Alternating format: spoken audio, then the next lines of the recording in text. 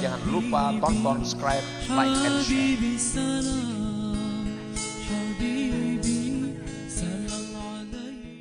Beramal ibadat untuk menunaikan hak kehambaan, melaksanakan hak ketuhanan tanpa memandang kepada dirinya, itulah yang dinamakan ikhlas muqarrabin.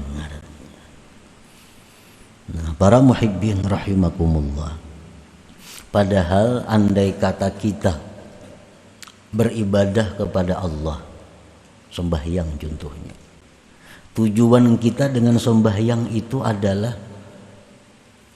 keridhaan Allah. Itu aja sebutin. Allah ridha kepada kita. Allah ridha kepada kita. Nah, bila Allah itu ridha kepada kita, segala kebaikan-kebaikan dicurahkan kepada kita. Segala kebaikan dicurahkan kepada kita. Kalau kita mengambil yang ridha ini. Nah, jadi alangkah ruginya kalau kita beribadah karena makhluk, beribadah karena mengharap surga. Karena bila dua itu kita akan dapat keridhaan Allah. Bila kita beribadah ini karena ridha Allah, kedua-duanya kita dapatkan. Dunia otomatis dapat, surga otomatis dapat. Makanya tadi dicontohkan oleh beliau, orang yang beribadah karena dunia, orang beribadah karena surga, itu kal himar, seperti himar. Himar itu pintarlah. Kal himar, seperti himar. Para muhibbin rahimakumullah, man amila lillah wa billah nalal qurba minallah wastahaqqa bimartabati abdillah. Man amila lillah, barang siapa beramal beribadah karena Allah. Ini beribadah ini mencari keridhaan Allah, yang lain kada tahu urusannya. Ini beramal itu kadang-kadang ada masuk huzuzun nafsi, ada masuk kepentingan-kepentingan diri. Ini yang merusak ikhlas. Bagaimana caranya kita mengetahui amal ini ada masuk kepentingan diri? Mengetahui mana amal ibadah kita yang murni karena ridha Allah. Nah, di situ kadang-kadang kita ada menjumpai dua macam perkara ibadah. Dua macam perkara ibadah. Ibadah yang pertama lebih besar pahalanya. Ibadah yang kedua lebih kecil pahalanya.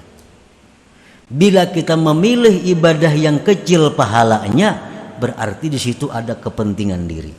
Ikhlasnya kada murni.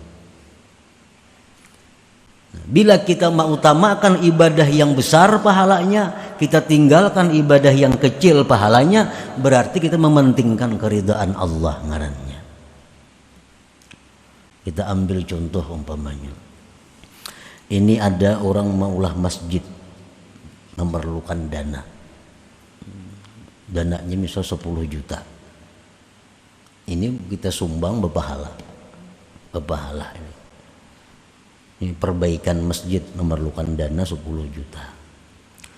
Di saat yang bersamaan ada keluarga kita yang sedang sakit, membutuhkan dana untuk berobat 10 juta juga. Pahalanya tentu lebih besar menolong manusia ini. Pahalanya lebih besar kita mengobati nanggaring ini, duit 10 juta itu. Kalah kita pahalanya untuk merihab, memperbaiki masjid tadi.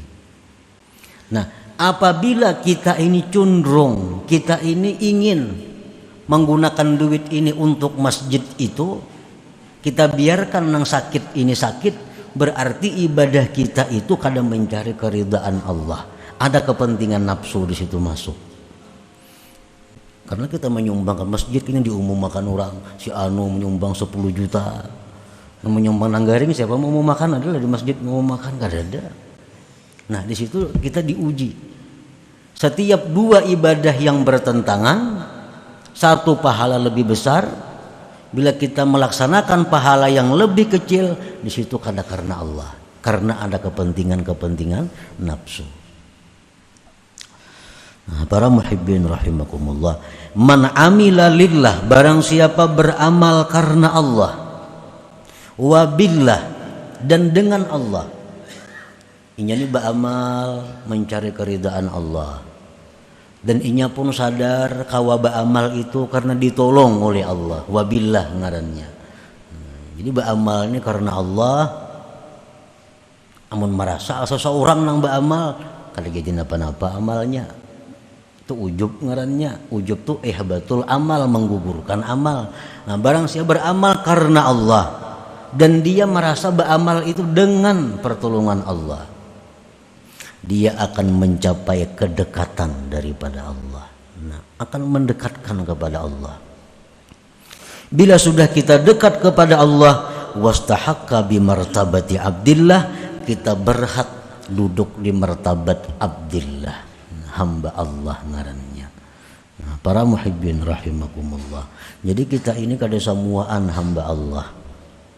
Ada nang hambanya surga, ada nang hambanya karamat, ada nang hambanya kemuliaan, ada nang hambanya dunia. Nah, kemana kita beribadah tujuan kita, itulah Tuhan kita, itulah Tuhan kita. Kalau kita beribadah ini karena Allah, berarti Allah Tuhan kita dan kita ini budaknya, hamba Allah. Nah, kedudukan Abdullah, kedudukan hamba Allah itu merupakan kedudukan yang paling tinggi di antara segala kedudukan. Para muhibbin rahimakumullah. Jadi kesimpulannya bahwa setiap kali kita melakukan ibadah, maka tujuan kita dengan ibadah itu hanya satu, ialah keridaan Allah. Bila demikian, seluruh yang kita butuhkan, seluruh apa yang kita perlukan akan dicukupi oleh Allah Subhanahu wa taala. Kita hendak bersedekah, sudah tujuannya mencari keridaan Allah. Hendak sembahyang, mencari keridaan Allah.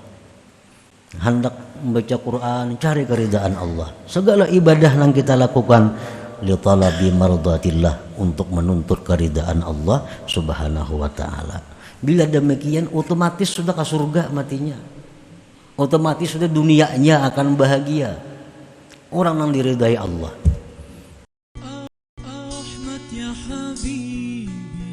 Jangan lupa tonton, subscribe, like, and share.